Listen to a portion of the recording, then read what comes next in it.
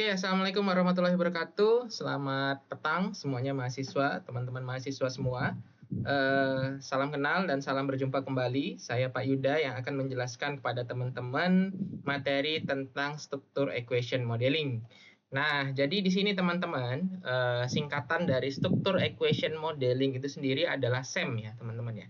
Jadi sebenarnya ini adalah materi advance ya, materi sesi statistika akhir, yang mana di sini teman-teman nanti akan mempelajari tentang bagaimana caranya kita memodelkan suatu data dan kita melihat bagaimana pengaruhnya ya antara variabel A dengan variabel B dengan variabel C, teman-teman.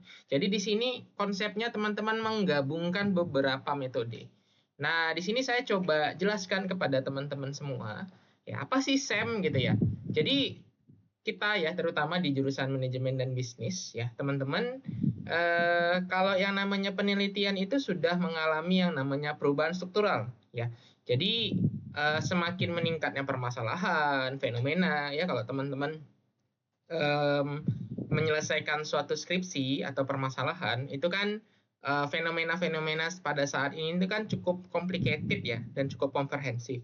Maka tidak cukup suatu fenomena atau suatu permasalahan tersebut dapat dibuktikan hanya dengan variabel X dan Y saja ya, atau variabel dependen dan independen saja. Tapi pasti memiliki unsur-unsur variabel lain yang menjadi perantara dari hubungan variabel X dan variabel Z, teman-teman ya. Jadi di sini karena adanya suatu hubungan lain gitu ya. Jadi antara variabel X, variabel Y. Nah, ini kan dua hubungan sebab akibat.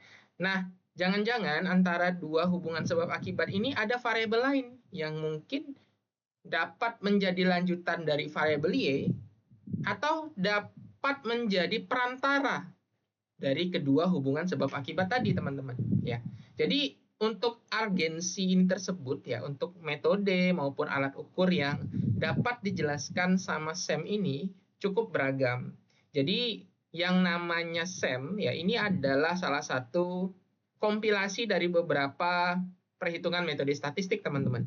Jadi yang pertama ada analisis faktor, yang mana analisis faktor ini adalah analisa untuk menentukan kira-kira variabel tersebut diukur menggunakan apa ya. Nah, kemudian menggabungkan dari instrumentasi dari validitas dan reliabilitas, teman-teman, yang seperti sudah kita pelajari sebelumnya, dan yang mana sebelumnya ada dua pendekatan analisis jalur dan regresi. Jadi kalau misalnya hanya regresi kan melihat hubungan sebab akibat kan, teman-teman. Nah, tapi kalau di struktur equation modeling tidak hanya X yang menyebabkan Y, tapi kira-kira variabel X ini dapat diwakili atau dijelaskan dari indikator apa? Dapat nggak dipastikan? Nah, biasanya SEM dapat mengakomodir hal itu, teman-teman. Jadi tidak hanya meng-backup, tidak hanya melakukan hubungan regresi saja, tapi di sini juga dapat melihat hubungan moderating maupun intervening yang menjadi variabel antara di antara dua hubungan sebab akibat tadi ya, teman-teman ya. Jadi ada tiga ya yang dapat dijelaskan di sini, teman-teman silahkan perhatikan. Di sini yang pertama analisis faktor ya. Analisis faktor ini kan biasanya kira-kira suatu variabel faktor-faktor apa saja sih ya yang menjadi penentu dari ukuran variabel tersebut. Nah, kalau di alat lain ya seperti regresi atau SPSS kan hanya melihat pengaruh saja ya. Kalau di sini dapat melihat faktor. Kemudian kalau sudah ditentukan faktornya dapat melihat jalur dan bagaimana hubungan dari dua jalur tadi. Gitu, teman-teman. Jadi tidak hanya hubungan variabel dan variabel, tapi hubungan indikator juga dengan variabel. Jadi untuk memperkirakan hubungan sebab akibat dalam suatu model, teman-teman. Ya. Nah, jadi sebenarnya kalau kita cerita tentang SEM, itu ada dua versi, teman-teman. Ada CB-SEM, ada PLS-SEM. Nah, jadi kalau misalnya untuk PLS-SEM ada sebelah sini, teman-teman. Nah, itu juga model struktural yang pada umumnya itu memiliki kemirikan. Kalau di CB-SEM, ini biasanya kita pakai alat yang namanya AMOS, gitu ya. Kalau PLSM, biasanya ini kita pakai alat namanya Smart PLS. Bedanya apa, Pak? Bedanya kalau misalnya di AMOS, itu kita mencoba membuktikan teori gitu ya, mencoba membuktikan teori terkait dengan unsur-unsur yang menjelaskan dari suatu variabel gitu ya. Nah, kalau Patrial least square itu tuh biasanya pertanyaan-pertanyaan atau indikator-indikatornya itu kita replikasi atau kita modifikasi saja dari penelitian sebelumnya ya. Nah, bedanya itu ya. Jadi kalau misalnya Patrial least square untuk memperluas atau mengembangkan teori, kalau CBSEM itu menjelaskan teori yang sudah ada ya. Jadi lebih eksplanatif dan eksploratif. Tapi untuk kedua ini ya sebenarnya urgensinya tidak terlalu, masih mirip ya. Jadi yang ada di CBSEM itu tetap dapat diakomodir dari Patrial least square maupun sebaliknya. Cuman yang menjadi perhatian di sini biasanya kalau PLSM itu untuk sampel kecil, teman-teman. Sedangkan yang lebih dari 200 itu untuk sampel besar. Nah, kalau yang perbedaan lain di sini si BISEM itu memiliki taraf asumsi, teman-teman. Ya, asumsi permodelan Gartner's outfit. Sedangkan kalau Patrial least square lebih sederhana. Ya, jadi ini sebenarnya kakak adik lah, teman-teman ya. Teman-teman dapat menggunakan Patrial least square ya jika tidak apa namanya? Jika tidak memerlukan asumsi ya.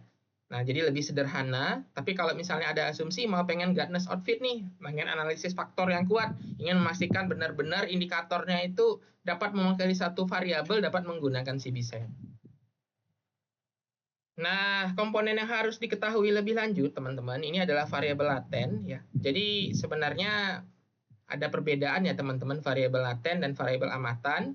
Jadi kenapa menggunakan SEM, Structure Equation Modeling? Itu pertama, kalau menggunakan alat-alat yang berbasiskan data sekunder, itu dapat menggunakan alat-alat seperti SPSS atau eFuse gitu ya, teman-teman ya. Datanya yang bersifat data sekunder atau data yang berbasis data panel.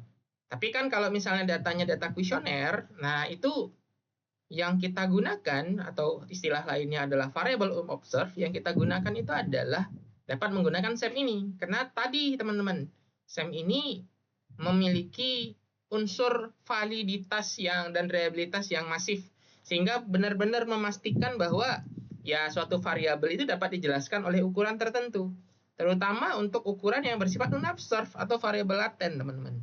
Nah, contohnya kayak gini, teman-teman. Nah, kalau kinerja perusahaan itu kan sebenarnya langsung bisa diukur menggunakan laba, return on asset, atau ROE ya. Tapi kalau di structure equation modeling itu bisa menggunakan ya variabel-variabel yang ukurannya tidak secara langsung. Contoh tingkat religius seseorang, religiusitas. Nah, itu kan abstrak ya. Nah, apa ukurannya, angkanya? Nah, itu kan bermacam-macam. Sehingga dibutuhkanlah pendekatan yang bernama, ini ya, pendekatan yang bernama memastikan bahwa kira-kira suatu ukuran itu dapat nggak ya dijelaskan dari suatu variabel ya. Nah, jadi misalnya tadi kalau religiusitas tadi ya kita harus tentukan ukurannya apa. Nah, misalnya melaksanakan ibadah, nah itu ada ukurannya lagi. Misalnya menjadi pertanyaan, itu kan menjadi sesuatu ukuran yang perlu ditelusuri, diukur kembali gitu ya. Ukurannya sudah tidak ukurannya itu merupakan ukuran yang bersifat abstrak. Sehingga harus dipastikan. Apa yang harus dipastikan? Yang dipastikan valid nggak ukuran ini kita gunakan. Maka struktur equation modeling itu dapat mengakomodasi hal ini. Nah, selain itu, struktur equation modeling juga dapat mengakomodasi model yang complicated seperti ini, teman-teman. Teman-teman bisa lihat ya, sini kemudahan penggunaan sama kemudahan akses pengguna.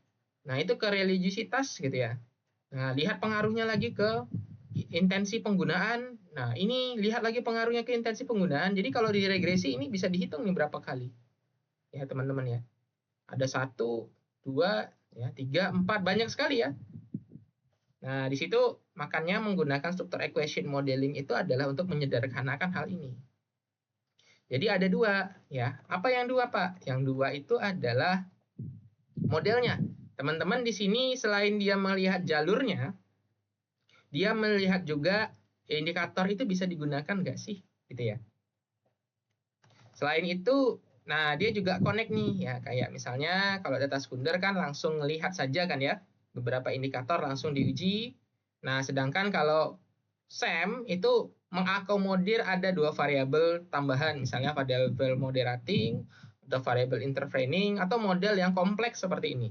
Hitung saja ini ada berapa regresi nih teman-teman? 1, ya, 2, 3, ada 3 kali regresi. Tapi kalau dalam struktur equation modeling, ini selesai dengan yang namanya analisis jalur. Jadi sekali uji, semuanya langsung terakomodir, teman-teman. Ya. Nah, jadi ini ya beberapa contoh kasus dan penjelasan kenapa struktur equation modeling ini penting untuk kita ketahui, teman-teman. Ya, terutama di dalam konsepnya penelitian atau pengolahan data statistika, teman-teman. Ya. Jadi misalnya nih kayak contoh penelitian prestasi kerja, kemudahan dimensinya apa? Dimensinya kemudahan dalam menjalankan tugas. Nah, ini akan jadi pertanyaan ya. Apakah Anda merasa mudah dalam menyelesaikan setiap pekerjaan? Nah, responden akan menjawab 1 sampai 5. Jawaban dari responden itulah yang nanti kita collect dan kita tabulasi. Nah, di situ dapat ini kan merupakan variabel abstrak ya. Nah, ukuran-ukuran ini kita dapat pastikan menggunakan struktur equation modeling. Selain itu ya, selain dari ukurannya, ini kan yang kuning-kuning ini adalah ukurannya. Nah, kita pastikan apakah ya variabel ini berpengaruh terhadap variabel ini apakah berpengaruh terhadap variabel ini. Jadi ada dua ukuran ya. Jadi kalau misalnya di dalam struktur equation modeling itu istilahnya tidak ada lagi variabel XY, tapi yang ada itu adalah variabel endogen dan eksogen. Variabel endogen adalah variabel yang dipengaruhi, sedangkan variabel eksogen adalah variabel yang mempengaruhi. Oke teman-teman, ya segitu dulu dari saya teman-teman untuk materi struktur equation modeling. Nah silahkan pelajari kembali dan coba praktikum ya, dan coba-coba sendiri teman-teman. Silahkan install struktur equation modeling atau PLSM yang sudah saya sediakan. Nah jadi ini adalah pengantar pembelajaran, jadi semua teman-teman harusnya mempelajari dan mengetahui hal-hal lebih dalam terkait dengan ukuran PLSM, terutama teman-teman yang menggunakan data primer atau menggunakan kuesioner di dalam penelitiannya. Atau dalam bahasa lainnya yang saya jelasin dalam penelitian ini adalah variabel unobserved. Oke teman-teman, stay tune ya. Jadi silahkan mempelajari kembali dan semoga bertemu lagi kepada saya di sesi praktikum.